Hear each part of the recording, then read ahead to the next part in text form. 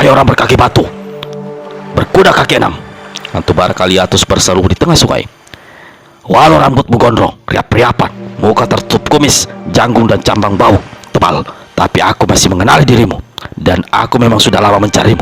Bukankah kau manusia yang bernama Lakasipo dan kini dijuluki bola iblis alias hantu kaki batu? Lakasipo tidak segera menyahut. Dia perhatikan sekali orang di tengah sungai itu. Lama sudah kudengar kedahsyatan keadaan dirimu. Jika aku tidak salah menduga, bukankah kau Latandai, kerabat dari Latana Silam yang kini terkenal dengan julukan hantu bara Kaliatus? Hantu bara Kaliatus tertawa bergerak.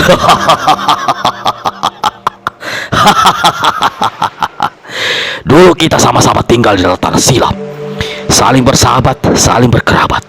Tapi keadaan kini telah menentukan lain. Aku memanggul tugas membunuhmu, Lakasipo. Terkejutlah Lakasipo mendengar ucapan hantu bara Kaliatus itu. Dalam genggamannya, setan ngompol langsung terkencil. Naga kuning gemeteran sedang wiro, walaupun tampak tenang, tapi hatinya jadi berdebar. Jika terjadi perkelahian antara Lakasipo dengan orang yang kepala dan tubuhnya dipenuhi bara menyala itu, niscaya keselamatan mereka ikut terancam. Latandai, hampir 80 tahun kita tidak pernah bertemu. Sekali bersua, kau berniat hendak membunuhku. Siapa yang memberimu tugas gila itu padamu? Mengapa menginginkan jiwaku? Tanya Lakasipo, alias hantu kaki batu dengan suara lantang. Aku tidak ditugaskan untuk bertanya jawab, tapi mungkin aku bisa memperpanjang saat-saat kematianmu, asalkan kau bersedia menjawab pertanyaanku. Manusia kendang, hendak membunuh orang, tapi mau bertanya dulu, memaki naga kuning. Hantu bara Kaliatus, belum pagi berganti sore, ucapanmu sudah ngaco bertolak belakang. Tapi kau bilang tidak ingin bertanya jawab, tapi sekarang kau mau mengajukan pertanyaan. Tampang hantu bara Kaliatus jadi berubah. Bara api di atas kepalanya mengepulkan asap merah. Tak mengacukan ejekan Lakasipo, dia berkata, aku mencari seorang bernama Lasingar. Aku juga mencari seorang perempuan bernama Luh Santini. Terakhir sekali aku bertemu orang-orang itu sekitar 100 tahun lalu. Lalu ada seorang laki-laki bernama Lamatahati yang usianya sekitar 80 tahunan. Di mana mereka sekarang? Apakah kau bisa memberitahu?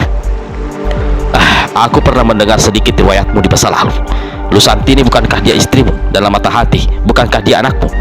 Aku menaruh curiga kau punya niat jahat terhadap kedua orang itu, juga terhadap Lasingar. Aku tidak mungkin memberitahu, apalagi kau punya maksud hendak membunuhku. Hantu bara Kaliatus perlihatkan wajah sedih. Yang lalu biarlah berlalu. Walau bagaimanapun, Lusantini adalah istriku, Lamatahati adalah anakku, dan Lasingar adalah kerabatku. Aku rindu ingin bertemu dengan mereka. Lakasipo terdiam beberapa ketika. Akhirnya dia menjawab, istrimu kedengar kabar menyepi di satu tempat di sebuah pertapaan di sebelah selatan gunung Labatu Hitam. Lasingar kalau tak salah menetap di bukit Latinggi Biru. Mengenai anakmu Lamatahati tidak pernah ku ketahui. Mungkin dia berada di alam lain sebelum kita, atau alam 1200 tahun setelah kita. Hantu bara Kaliatus tetap muka Lakasipo beberapa saat, seolah hendak meneliti apakah keterangannya bisa dipercaya. Kemudian manusia ini sungkingkan seringai. Wahai Lakasipo, ternyata kau tidak bakal mati sia-sia. Kau mati dengan menanam budi padaku. Semoga para dewa dan para peri memberikan tempat paling indah begini di alam di atas langit. Tiba saatnya aku membunuhmu, wahai hantu kaki batu. Habis berkata begitu, hantu bara Kaliatus sentakkan lehernya. Kepalanya bergoyang keras. Sebuah bara menyala melesat di atas kepala orang ini, menyambar ke arah kepala Lakasipo. Secepat kilat, Lakasipo tundukkan kepala, melompat ke kiri, mencebur ke dalam sungai. Bara menyala lewat setengah jengkal di samping paha kirinya, menebar hawa panas yang sempat menghanguskan cambang bahunya.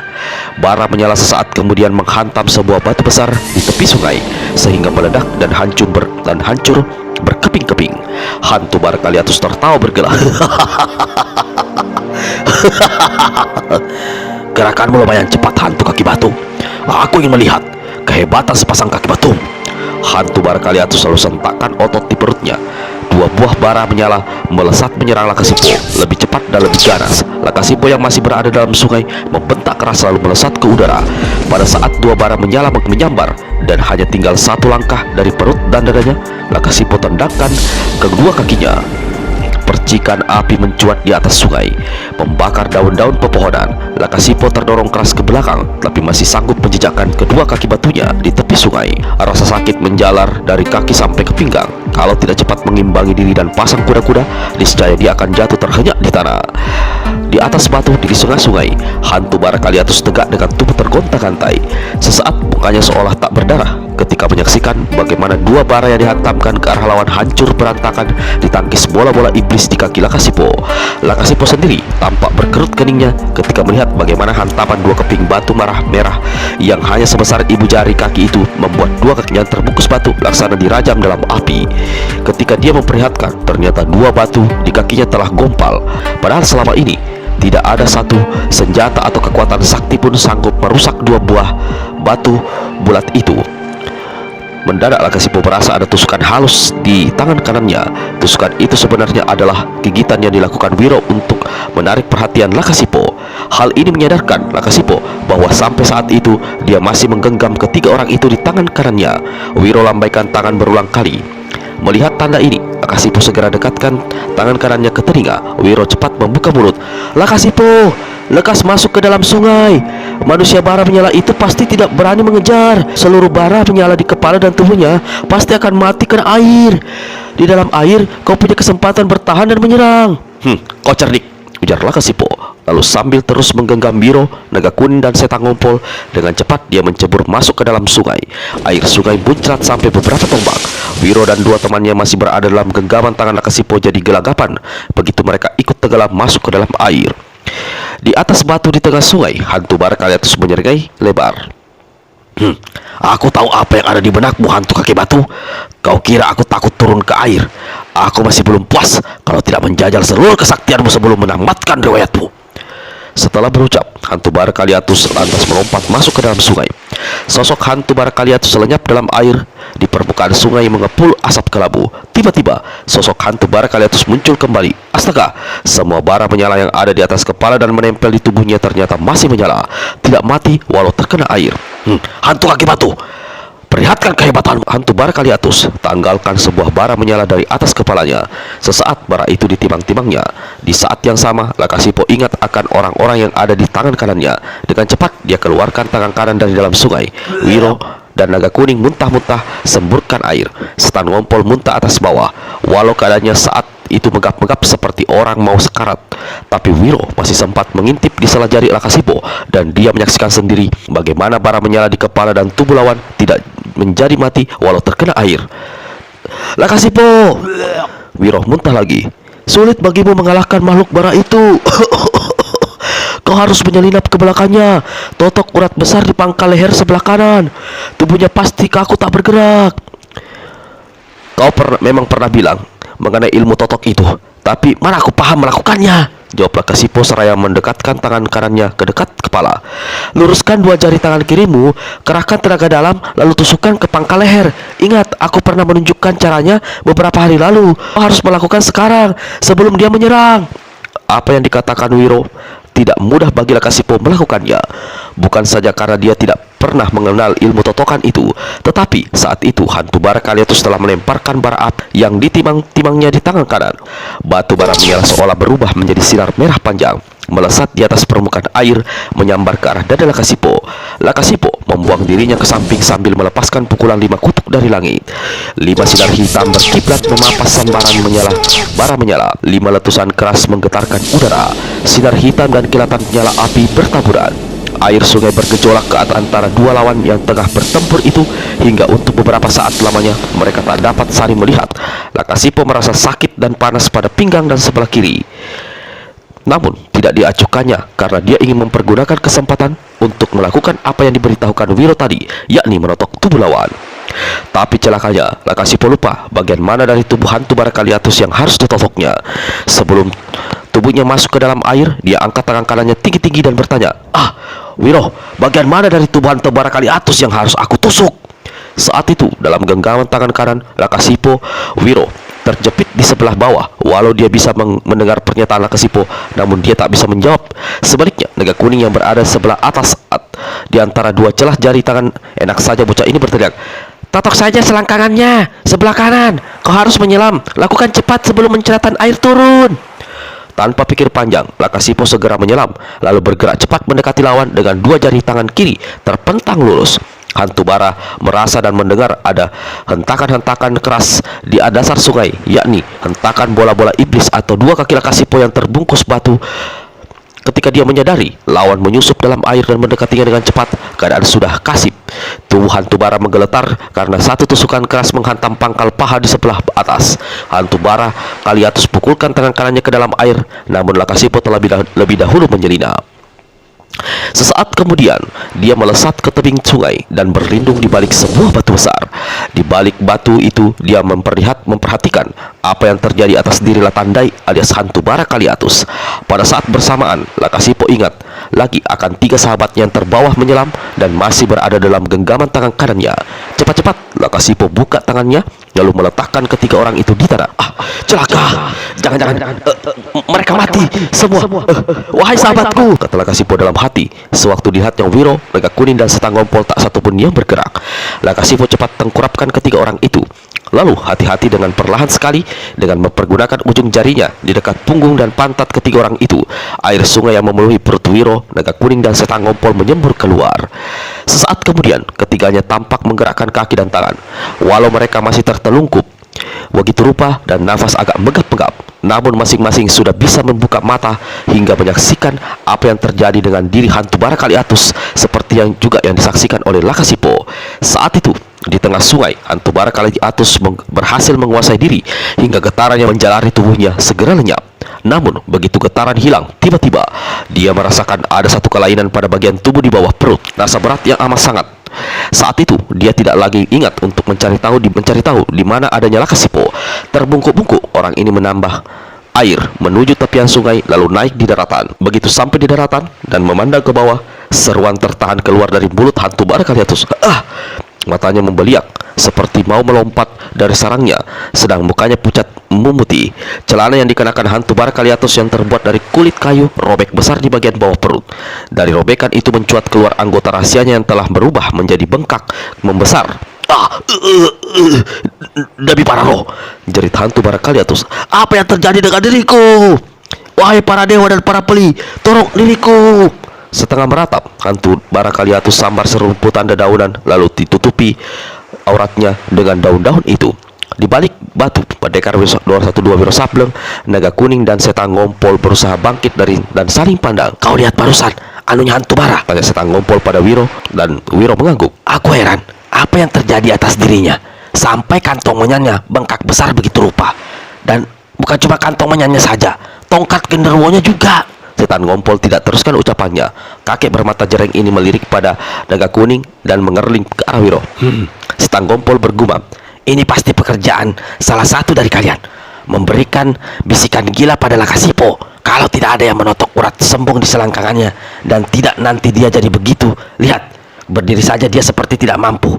Yang di bawah bengkak membesar, yang di atas menunjuk kurang ajar. Pendekar 212 garuk-garuk kepala. Aku memang mengajari Lakasipo untuk menotok, tapi menotok urat besar di leher atas, bukan di leher bawah. Naga Kuning tekap mulutnya menahan ketawa. Bocah geblak, pasti kau yang mengajari, kata Setang Ngompol pada Naga Kuning. Saat itu Lakasipo rundukkan kepalanya ke tanah perlahan sekali. Dia berkata, wahai Naga Kuning, kalau kita tidak membebaskan tutukan. Totokan, bukan tutukan, sergah Naga Kuning tapi sambil senyum-senyum. Terserah kau menyebutnya totokan, aku tutukan. Karena totokan dalam bahasa negeri Latara Silam berarti payudara perempuan. Setang Ngompol tertawa cekikikan. Cekikikan hingga kencingnya terpencar. Wiro garuk-garuk kepala sambil menyeringai. Sedang Naga Kuning kalau tidak membebaskan tutukannya, seumur umur dia akan menderita seperti itu. Dia perlu celana baru yang gombrang di sebelah bawah, kata Wiro. Atau sarung. Mana ada sarung di negeri gila ini, bukan Setang Ngompol. Siapa yang berani menolongnya? Sekali mendekat, pasti mati kita dihantamnya, kata Naga Kuning. Lakasipo, bukankah kau yang menotok selangkangannya? Jadi kalau kau mau memperbaiki hati, kau saja yang melepas totokannya. Tusuk sekali lagi selangkangannya. Saat itu hantu bara Kaliatus duduk tergeletak di tanah. Dia tak habis pikir apa yang terjadi dengan dirinya. Memandang berkeliling, dia tidak melihat siapa-siapa, tapi hatinya mulai curiga. Tertatih-tatih, orang ini bangkit berdiri sambil melangkah pergi dan berkata, Lakasipo, manusia jahanam, akan kucari kau sampai ke ujung dunia. Pasti kau yang punya pekerjaan jahanam. Saking marahnya, hantu bara tinggalkan 2 bara menyala di perutnya lalu dilemparkan ke depan. Dua bara menyala itu menghantam pohon besar. Begitu tembus masuk ke batang pohon, pohon ini meledak dan tumbang hancur berantakan. Siapa sebenarnya makhluk yang mata dan tubuhnya ditempeli bara menyala itu? Naga kuning bertanya. Ah, panjang ceritanya wahai tiga saudaraku. Tapi jika kalian ingin tahu, biar aku ceritakan sedikit. Lakasipo lalu menuturkan siapa adanya hantu bara Kaliatus. Peristiwanya terjadi sekitar hampir 80 tahun silam. Dimulai ketika Latandai kabur dari Latana Silam, sementara istrinya hamil besar. Setelah bayinya hampir berusia 40 hari, Latandai tidak pernah pulang. Maka Lusantini meninggalkan rumah mencari suaminya itu. Di Latana Silam ada semacam adat jika pada saat seorang bayi mencapai usia 40 hari dan ayahnya tidak hadir untuk satu upacara pengusapan ubun-ubun, penyentuhan tubuhnya serta mencium kening anaknya, maka anak itu dianggap tidak memiliki ayah sekaligus tidak punya ibu, dan jadilah dia semacam anak haram yang dikucilkan. Ah, adat aneh, ujar Pendekar 112. Negeri ini memang diselimuti 1001 macam keanehan. Latandai dan Lusantini jelas-jelas dikawinkan secara syah. Masakan karena ayahnya tidak mengusap ubun-ubunnya saja, lalu jadi anak haram, dikucilkan. Terus terang, memang banyak keanehan terutama menyangkut alat yang tidak aku sukai di negeri Latana Silam ini, kata Lakasipo pula. Tapi bagaimana mau mengikisnya? Siapa yang berani merubah adat dan aturan akan dicap sebagai pengkhianat besar. Hukumannya direbus dalam sebuah belanga besi selama 40 hari sampai daging dan tulang belulangnya hancur larut dalam air. Menurutmu putra Lusantini dikucilkan lalu diusir dari negeri Latana Silam? Kenapa minggatnya anak itu? Apa dia tidak bisa kembali ke sini? Tidak ingin membalas dendam? Putra Lusantini itu tidak bisa disebut sebagai anak lagi. Saat ini usianya paling tidak sekitar 80 tahunan. Kemana perginya sulit diketahui. Tapi aku bisa menduga kemungkinan masuk ke dalam negeri asal kalian. Kabar terakhir sebelum dia lenyap dari sini, diketahui dia telah mendapat julukan hantu balak anap. Tiga mulut yakni Wiro, Naga Kuning, dan Setan Ngompol berseru berbarengan. Wahai tiga saudaraku, melihat raut muka dan seruan kagetmu, tidak aku menaruh sangka kau kenal atau pernah tahu dengan hantu balak anap, ujar Lakasipo. Ah, orangnya tinggi besar, berambut lurus ke atas seperti ijuk, alisnya panjang bersambung jadi satu, lalu di keningnya ada 6 buah lubang hitam, di pipi kiri dan kanan masing-masing ada 3 lubang hitam. Serupa, itukah orangnya?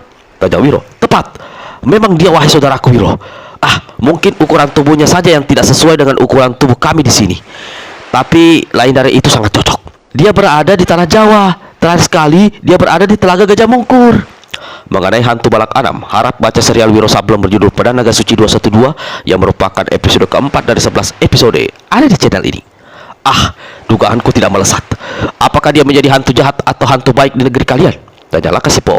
Walau dia banyak berpihak pada orang-orang golongan putih, namun dia tidak bisa dikatakan termasuk golongan putih. Yang jelas dia bukan golongan hitam, jawab Wiro. Ah, aku tidak mengerti apa yang kau maksudkan dengan golongan putih dan golongan hitam, ujar Lakasipo pula. Wiro tersenyum lalu menceritakan apa arti golongan putih dan golongan hitam di rimba persilatan tanah Jawa. Sambil garuk-garuk kepala, Wiro kemudian berkata, kalau kau tidak setuju dengan adat negeri ini, berarti kau menyadari bahwa Lasinga dan Lusantini serta Lamatahati sama sekali tidak bersalah. Lalu mengapa kau memberitahu di mana orang-orang itu berada? Hantu bara Kaliatus pasti akan mencari Lasingar dan Lusantini lalu membunuh kedua orang itu. Lamatahati mungkin selamat karena menurutmu dia berada di alam lain. Lakasipo jadi terkejut mendengar ucapan Wiro Sableng itu. Astaga, kau benar, katanya dengan suara bergetar. Ah, aku membuat kesalahan besar. Aku harus menolong mereka.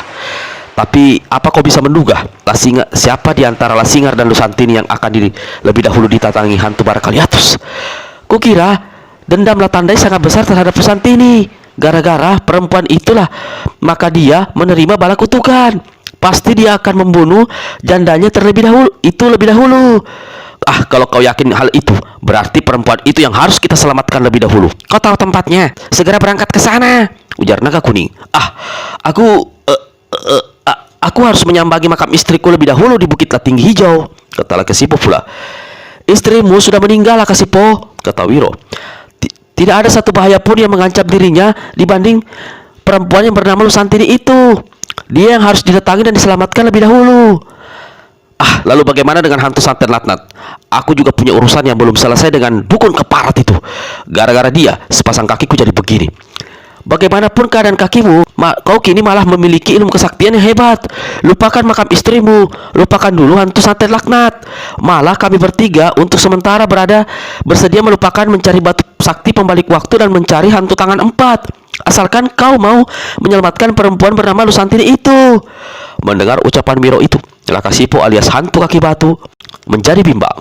Saking gemesnya, Biro memberikan isyarat pada naga kuning dan setan ngompol, dan ketiga orang ini serentak menggigit telapak tangan Lakasipo. Walau gigitan itu tidak melukainya, namun rasa sakit seperti disusuk membuat Lakasipo tersentak. Kalian nakal semua, mengomel Lakasipo. Lalu ketiga orang itu dimasukkannya ke dalam kocek jerami. Sekali lompat saja, dia sudah berada di punggung kuda hitam Lakaki 6. Lapangan kecil di Bukit Latinggi Subur pagi itu dipenuhi oleh para penyambung ayam. Mereka bertaruh atau hanya sekedar menonton ketika ayam milik Lakabil dan Latondang sedang hebat-hebatnya berlaga. Tiba-tiba sebuah benda melayang di udara dan jatuh di tengah lapangan. Ayam yang bertarung bertokek keras lalu kabur. Orang yang ada di tempat itu serta-merta dilanda kegemparan. Betapa tidak, benda yang bergelimang di terlapang itu adalah sesosok tubuh bergelimang darah mulai dari kepala sampai ke badan. Dalam keadaan seperti itu, dari balik semak belukar sekonyong-konyong keluar sesosok tubuh tinggi besar. Saat itu juga tempat itu diselimuti hawa panas serta bau aneh seperti daging terpanggang. Kalau tidak semua orang dilanda kegegeran, maka kini mereka dicekam ketakutan setengah mati. Mereka tidak tahu pasti makhluk apa yang sebenarnya tegak di depan mereka saat itu. Sosok tinggi besar ini tegak, kaki terkembang, tubuh agak terbungkuk seolah menahan sesuatu yang berat di bawah perutnya. Di atas kepalanya ada puluhan bara menyala. Bara yang sama juga menempel di dada dan perut. Di bawah pinggang makhluk ini mengenakan jerami kering dan dedaunan demikian yang rupa sengaja menutupi bagian tubuhnya yang besar, gembung menonjol. Roh jahat kesasar, bisik seseorang. Hantu lapar turun dari langit, kata yang lain dengan suara bergetar. Lihat tubuhnya sebelah bawah, niat besar nian, sebesar kelapa. Aneh dan seram. Dia memiliki empat bola mata. Wahai, agaknya dia barusan melempar orang bergeliman darah itu. Dia sengaja melempar ke hadapan Lakabil, kata seorang lainnya. Lasiar! Tiba-tiba orang menyeramkan di tengah lapangan berteriak keras. Tanah lapang terasa bergetar, daun-daun pepohonan berkeberisik. Buka matamu lebar-lebar. Apa kau masih mengenali siapa adanya manusia menggeletak sekarat di depanmu itu? Apa kau juga mengenali siapa diriku? Orang bernama Lakabil melangkah mundur dengan muka pucat ketakutan. Matanya memandang berganti-ganti dari si makhluk seram yang bukan lain adalah Latandai alias hantu Barakaliatus. Lalu pada sosok yang tergeletak di tanah. Lasiar! Jawab pertanyaanku. Terbungkuk-bungkuk keberatan, dia maju 2 langkah mendekati Lakabil. Seseorang di tepi lapangan beranikan diri berkata, wahai makhluk yang kepalanya menjunjung bara menyala, orang-orang yang kau ajak bicara itu bernama Lakabil, bukanlah Singar. Benar, dia Lakabil. Tidak ada orang yang bernama Singar di sini. Hantu Barakaliatus melirik tajam pada 2 orang yang barusan bicara itu. Kalian berdua berbanyak mulut. Kalian tahu apa? Tiba-tiba hantu Barakaliatus menyergap. 2 tangannya bergerak. Tubuh mereka terpental, jatuh berkedudukan di tanah dengan mulut hancur. Ada lagi yang mau bicara? Sentak hantu Barakaliatus. Tidak ada yang menjawab. Tak ada yang berani bergerak. Hantu Barakaliatus melangkah ke hadapan orang bernama Lakabil, tapi yang dipanggilnya dengan Lasingar. Kau pandai berpura-pura, tak mau menjawab, seolah tidak mengenal siapa manusia satu ini. Dia adalah kerabat Mulatorik, penduduk negeri Latana Silam. Sekitar 80 tahun silam, dia menangkap basah dirimu sewaktu berada di atas ranjang bersama Lusantini. Pucatlah wajah Lakabil. Dalam hati dia membatin, walau kini aku berhadapan-hadapan, tapi apa benar makhluk ini aneh ini adalah Latandai adanya? Celaka, bagaimana dia tahu aku tinggal di sini? Kerabat, kata Lakabil. Aku tidak mengerti apa yang kau bicarakan. Hantu Barakaliatus menyergai. Kau masih meneruskan kepura-puraanmu. Aku adalah hantu Barakaliatus. Lusantini adalah istriku yang telah kau cabuli hingga hamil. Ingatanmu sudah terang sekarang, Lasiar? Atau perlu kubelah batok kepalamu, kekeluarkan otakmu, dan kucuci di sungai Lapanjang Biru? Hantu Barakaliatus, kau adalah Latandai, ujar Lakabil dengan suara tercekat. Hantu Barakaliatus tertawa bergelak. Sekarang otakmu mulai jernih rupanya. Apa kau juga ingat bahwa namamu sebenarnya Lasigar, bukanlah Kabil yang kau palsukan sejak puluhan tahun silam, berkesembunyi di bukit tinggi subur ini? Dalam takut yang amat sangat, semua orang yang mendekam di tempat itu merasa heran apa sebenarnya yang dibicarakan oleh makhluk seram itu dengan kerabat yang selama ini mereka kenal dengan bernama Lakabil. Tapi si makhluk seram menyebutnya sebagai Lasingar. Latandai, perihal kejadian 80 tahun silam itu, aku tidak melakukannya. Aku... Hantu bara Kaliatus dia menunjuk pada orang yang terkapar di tanah. Latorik, saksi mata, bergumul keras, saksi hidup yang sebentar lagi akan meregang nyawa. Dia yang melihat kau dalam keadaan bugil di atas ranjang bersama Lusantini, di atas anjungan rumah kediaman orang tua gadis itu. Latandai, aku bersumpah demi para peri dan para dewa, aku tidak pernah menggauli calon istrimu, Lusantini. Aku berada di rumah hanya untuk berobat. Aku tidak mengerti mengapa diriku tahu-tahu aku berada di atas ranjang bersama Lusantini dalam keadaan tidak berpakaian. Jahanam pendusta! Setelah merampas tanaman muda, kau tidak berani mengakui perbuatan kecilmu. Dengar baik-baik, Lasingar. Ketika Lusantini kau kawini, gadis itu sudah tidak perawan lagi. Kau melakukan kebejatan itu bukan cuma sekali, pasti berulang-ulang. Alasan sakit hanya tipu muslihat semata agar bisa mendekati Lusantini. Jahanam terkutuk! Demi para dewa dan para peri, para arwah kedua orang tuaku, aku bersumpah, Latandai, aku tidak melakukan semua yang kau tuduhkan itu, Lasingar. Ternyata kau bukan saja seorang laknat, tapi berani bersumpah palsu menyebut para dewa dan para peri, bahkan menyebut roh orang tuamu. Kalau kau benar tidak melakukan perbuatan terkutuk itu, mengapa melarikan diri, bersembunyi tinggal di bukit tinggi subur ini selama puluhan tahun, menukar nama menjadi Lakabil? Latandai, aku saat itu berada dalam keadaan tidak mungkin membela diri. Kalau benar orang itu Latorik, apa yang disaksikannya mungkin karangan belaka. Mungkin saja seseorang menyuruh atau memaksanya berbuat begitu, memberi kesaksian palsu. Kaki kanan hantu bara Kaliatus mendarat telak di dada Lasingar. Orang ini terpental dan ambruk di bawah sebatang pohon. Darah segar mengucur dari mulutnya, nafasnya sesak, nyawanya seolah terbang. Dia mengerang dengan sekujur tubuh bergeletar. Hantu bara Kaliatus menyerek sosok berdarah ke hadapan Lasingar. Orang yang berada dalam keadaan terluka parah itu dijambaknya lalu membentak, Latorik, sebelum kau keburu mampus, katakan apa yang kau lihat 80 tahun silam di atas ranjang anjungan rumah kediaman Lusantini. Kalau kau mati, para dewa dan para peri akan mengampuni segala dosamu, karena kau telah berbuat baik, memberi kesaksian yang benar. Orang yang bergiliran darah itu tidak segera menjawab. Mungkin dia tidak lagi mampu bersuara. Hantu bara Kaliatus menggoncang kepala Latorik. Bicara, atau ku geprak pecah kepalamu saat ini juga, teriak hantu bara Kaliatus. Aku bersuara walau perlahan. 80 tahun silam, suatu pagi seperti biasa aku membawa satu bumbung berisi air ke rumah orang tua Lusantini.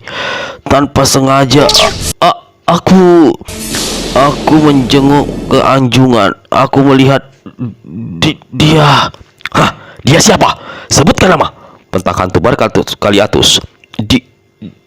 Dia Lasingar.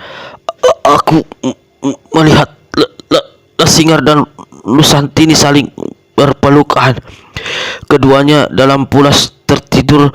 Keduanya tidak berpakaian. Hah, Latorik Jahanam, kau mengarang cerita, memfitnah diriku, bejat sekali bekertimu, teriak Lakabil alias Lasingar menggeledak. Dari pinggangnya dihunusnya sebilah parang batu, lalu ditusukkannya ke dada Latorik, tepat di arah jantung, hingga orang ini tewas seketika. Kalau semua orang tersentak kaget melihat apa yang dilakukan Lasingar itu, sebaliknya hantu bara Kaliatus tertawa bergelak. Dia tadi sengaja tidak mencegah pembunuhan itu. Jambakannya di rambut Latorik dilepaskan hingga sosok tak bernyawa ini tergelimpang di tanah. Lasingar manusia terkutuk, kau terlambat membuka mulut Latorik. Dia keburu memberi kesaksian, didengar oleh para dewa dan para peri serta para roh, termasuk roh orang tuamu, disaksikan pula oleh kerabat sepenyambunganmu. Sekarang giliranmu menyusur ke alam langit ketujuh. Hantu bara Kaliatus tanggalkan sebuah bara menyala di dadanya, lalu dilemparkan ke arah Lasingar. Lasingar tak tinggal diam. Parang batu berdarah yang masih dipegangnya dipergunakan untuk menangkis. Tang! Parang batu hancur berantakan. Lasingar menjerit. Suara jeritannya lenyap. Begitu bara menyala menembus keningnya, lalu meledak, menghancurkan sebagian tubuh yang mulai dari kepala sampai ke dada. Hantu bara Kaliatus memandang berkeliling. Tak seorang pun masih terlihat di tempat itu. Ternyata semua orang telah kabur melarikan diri karena takut akan menjadi korban keganasan makhluk bara menyala itu.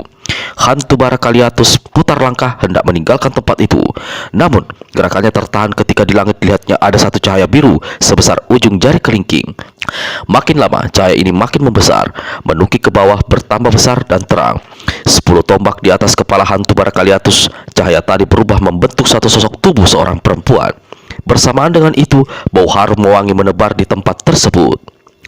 Melihat siapa yang muncul di atasnya itu, Latandai alias hantu bara Kaliatus jadi tercekat. Buru-buru dia menjatuhkan diri berlutut seraya dalam hati membatin, gerakan pesan apa yang dibawanya padaku? Berkah atau hukuman kalau dia sampai melihat keadaanku seperti ini? Hantu bara Kaliatus mendongak ke atas dan letakkan kedua tangan yang didapatkan di atas kepala. Wahai peri bunda, simpul agung dari segala peri, junjungan dari segala junjungan, berkah apakah yang hendak kau berikan padaku hingga tidak biasanya kau menampakkan diri seperti ini? Angin bertiup sejuk beberapa saat lamanya. Di atas sana, bayangan biru berbentuk sosok seorang perempuan memandang sayu pada hantu bara Kaliatus. Sosok yang disebut peri bunda ini berwajah seorang perempuan separuh baya cantik, agung dan anggun. Di kepalanya ada sebentuk mahkota bertabur batu-batu permata berkilau-kilau. Tubuhnya terbungkus selendang tipis warna biru bergulung-gulung panjang. Demikian panjangnya seolah ujung pakaian ini tergantung sampai ke langit. Wahai manusia bernama Latandai, peri bunda berkata dari atas sana. Suaranya walau lembut tapi mengiang keras masuk ke telinga hantu bara Kaliatus. aku datang bukan membawa berkah.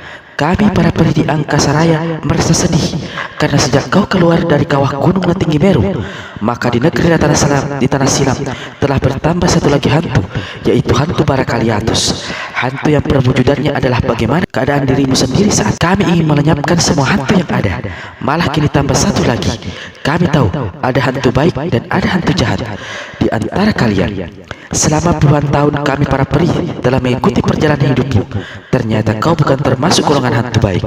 Di tubuhmu sebelumnya ada 200 bara menyala. Kini bara itu telah banyak berkurang. Berarti belasan bara maut telah kau pergunakan untuk membunuh manusia lainnya. Ketahuilah Latandai, membunuh adalah sesuatu yang tidak diizinkan kecuali dalam keadaan membela diri, keluarga dan para kerabat. Tapi seperti yang aku saksikan sendiri, hari ini kau telah menjadi penyebab kematian 2 orang. Pertama Latorik, walau bukan tanganmu yang menghabisinya, tapi kematiannya berpangkal sebab pada perbuatanmu. Kedua Lasingar, kau membunuhnya atas dasar kesaksian yang dilakukan. Tidak ada pembuktian yang sempurna. Semurah itukah nyawa manusia di matamu? Untuk beberapa saat lamanya, Latandai alias hantu bara Kaliatus diam tertunduk, masih berlutut dan 2 tangan masih di atas kepala. Latandai, dari tadi kulihat kau berlutut terus. Berdirilah dan bicara secara wajar. Aku bukan semangsa peri gila hormat. Latandai alias hantu bara Kaliatus jadi bingung dan kecut. Kalau dia berdiri, peri bunda pasti akan melihat kelainan keadaan auratnya sebelah bawah. Wahai Latandai, apakah kau tidak mendengar? Berhentilah berlutut, bicara dengan berdiri padaku, kata peri bunda perlahan-lahan. Terbungkuk-bungkuk hantu bara Kaliatus bangkit berdiri. Celakanya, ketika berdiri, celananya yang sudah tidak karuan rupa merosot ke bawah. Cepat-cepat Latandai memegangi, menariknya ke atas dan membenahi dedaunan yang dipakainya untuk melindungi anggota rahasianya. Meskipun semua itu dilakukan dengan cepat oleh Latandai, namun peri bunda yang masih sempat melihat, sang peri langsung tersentak dan palingkan mukanya yang serta-merta menjadi sangat marah. Latandai kembali jatuhkan diri dan mengambil sikap berlutut agar tubuh serta sebelah bawahnya yang menggembung tersingkap tidak kelihatan dari atas sana. Wahai peri bunda, simpul agung dari segala peri, peri junjungan dari segala junjungan, tiada niat membunuh orang yang tidak berdosa. Latorik terpaksa saya aniaya karena semula dia tidak mau memberi keterangan atas apa yang dilihatnya. Apa yang dilihat seseorang belum tentu apa yang nyatanya. Begitu juga dengan Latorik. Mengenai Lasingar, dia lelaki terkutuk yang mempergunakan kesempatan untuk merayu dan meniduri calon istriku. Mana mungkin aku mengakui gila mata hati sebagai anakku, padahal dia lahir dari benih yang ditanamkan manusia mesum itu ke dalam rahim Lusatiri. Kata-kata Latandai jadi keras dan kasar. Peri bunda Latandai, hidup di alammu penuh teka-teki. Apa yang terlihat belum tentu itu yang terjadi. Apa yang terjadi belum tentu itu nyatanya. Kami para peri tahu kalau otakmu sudah dicuci oleh hantu santet laknat. Kau telah dijadikan boneka penurut kemauannya. Kau berada dalam kekuasaannya. Kami para peri menaruh kasihan serta harapan padamu. Kau belum lama tersesat. Masih ada jalan kembali. Jangan teruskan menebar maut.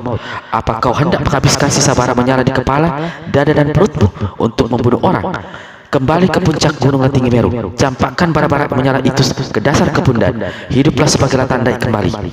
Bila tiba saatnya yang sebenarnya terjadi akan tersingkap. Peri Bunda, saya menghormatimu 1000 hormat. Namun apa yang kau katakan tidak dapat saya lakukan. Maafkan diri saya, Peri Bunda. Ampuni diriku. Sekali ini terpaksa saya tidak mampu mematuhi perintahmu. Jika Peri Bunda memang berniat baik, mengapa diriku yang menjadi incaran? Bukankah banyak hantu di negeri ini yang malah melintang berbuat kejahatan? Misalnya hantu santet laknat, hantu muka dua. Mengapa bukan mereka yang dihukum?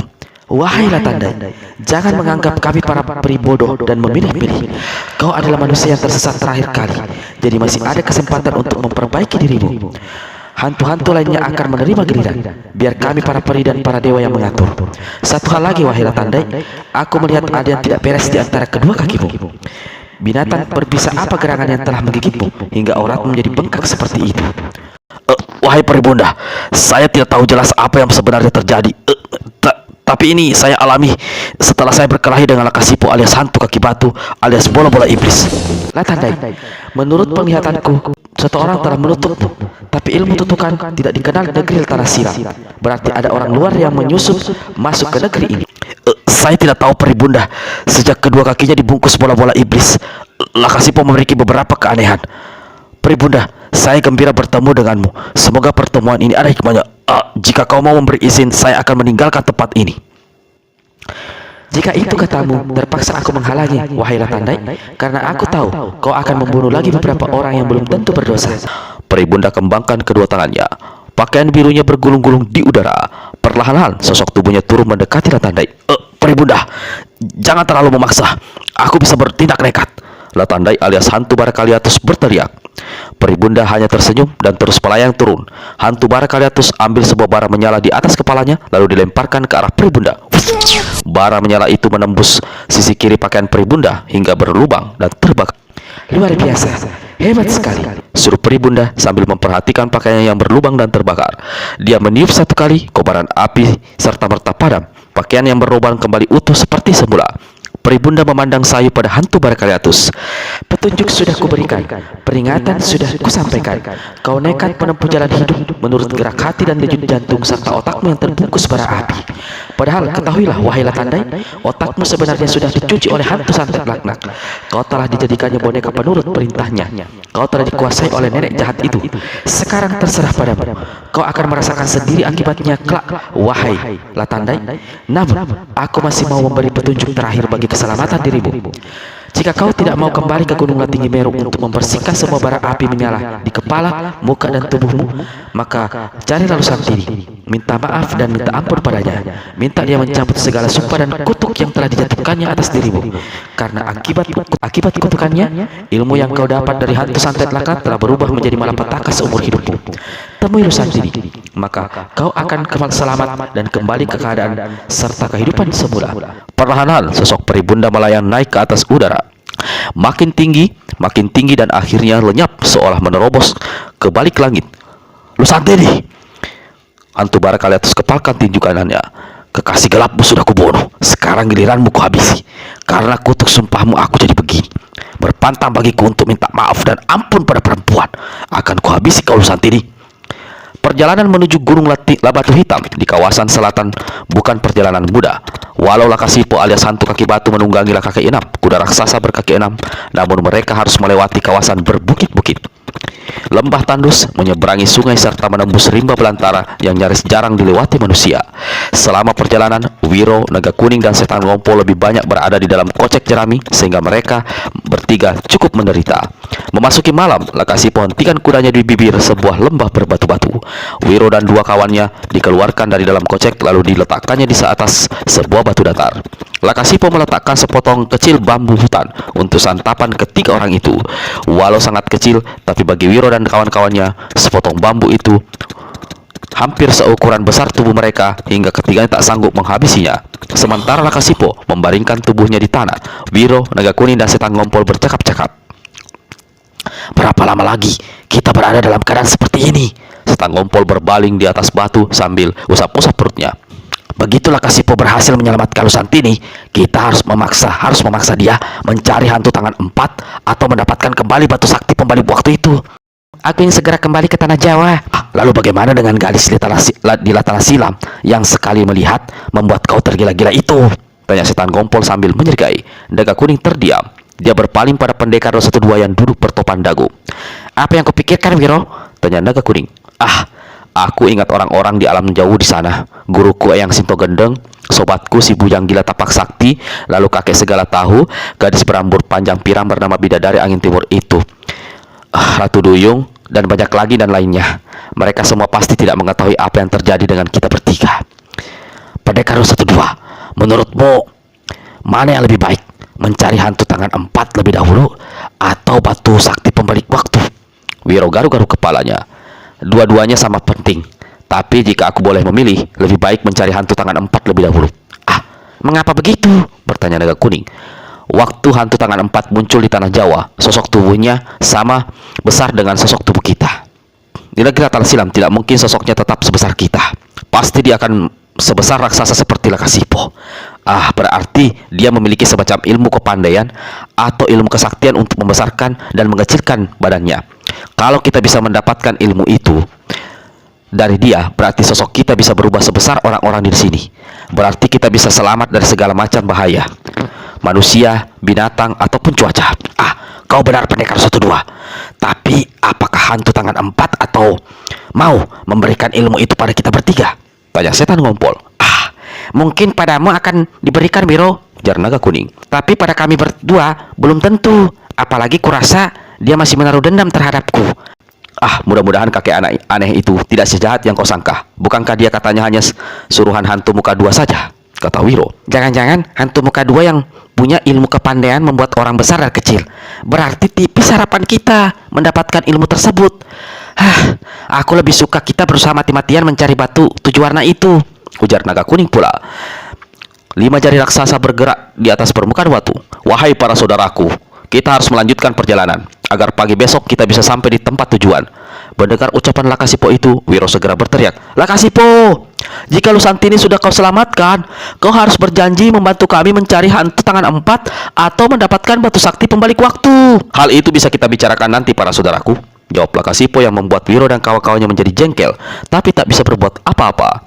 Ketika Lakasipo hendak memasukkan ketiga orang itu kembali ke dalam kocek jerami, tiba-tiba satu suara merdu datang dari kejauhan. "Lakasipo, wahai suamiku, belum berbilang minggu berbilang bulan aku berada di alam roh. Tegarian hatimu tak pernah menjengukku lagi." Suara yang datang dari jauh itu menggeletakkan batu di atas Wiro dan dua kawannya berada. Ada suara perempuan di kejauhan, bisik Naga Kuning. Suara itu menyebut Lakasipo, suaminya. Pasti itu suara Lusantini. Tapi menurut Lakasipo, istrinya itu bukankah sudah mati dan dimakamkan di Bukit Tinggi Hijau? Bagaimana sekarang bisa muncul? Itu mungkin hanya suara rohnya, berkata Setan Ngompol dan bersiap-siap menekap bagian bawah perutnya agar tidak terkencing.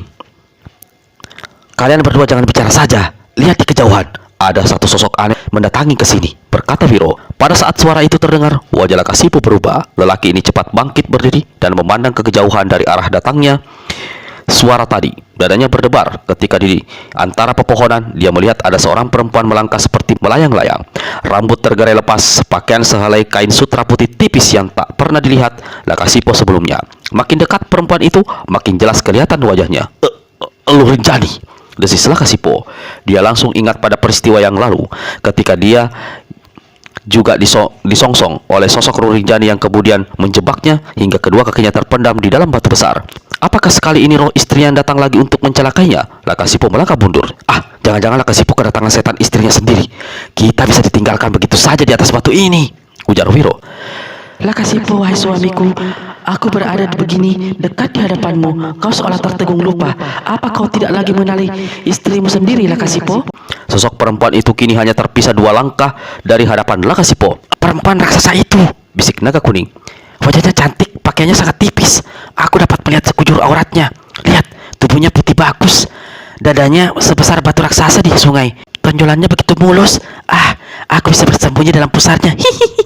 Setan ngompol usap-usap sepasang matanya berulang kali, sementara Wiro memandang dengan ternganga. Lihat, ada tahi lalat di kiri pahanya sebelah dalam. Kalau saja aku bisa memanjat kakinya yang bagus mulus itu. Tua bangka berpikiran kotor, tukas Wiro pada setan ngompol. Coba kau perhatikan, apa kau tidak melihat dua kakinya yang tersembul dari balik pakaian putih itu tidak menginjak tanah? Pucatlah wajah setan ngompol dan juga naga kuning ketika memandang ke bawah sana. Sepasang kaki perempuan itu memang melayang di udara. Jadi aku tidak tahu kau makhluk apa adanya, penjelmaan hantu atau roh gentayangan. Dulu kau yang pernah muncul. Kemunculanmu membawa celaka bagi diriku. Lihat dua kakiku terpendam ke dalam dua bola batu yang tak bisa aku hancurkan. Apakah saat ini kau muncul lagi hendak mencelakaiku? Kau tidak menginginkan pertemuan ini, wahai Lakasipo? Tanya Nurjani. Bukan aku tidak menginginkan, wahai Nurjani. Tapi jika ini semua hanyalah bayang-bayang hampa atau mimpi buruk yang akhirnya membawa celaka diriku. Kau tidak mimpi, wahai Lakasipo. Kau juga tidak berhadapan dengan bayang-bayang hampa. Dulu aku muncul karena ada satu kekuatan gaib yang sangat hebat menguasai diriku, memaksa aku keluar dari liang makam dan memerintahkan aku untuk mencelakaimu.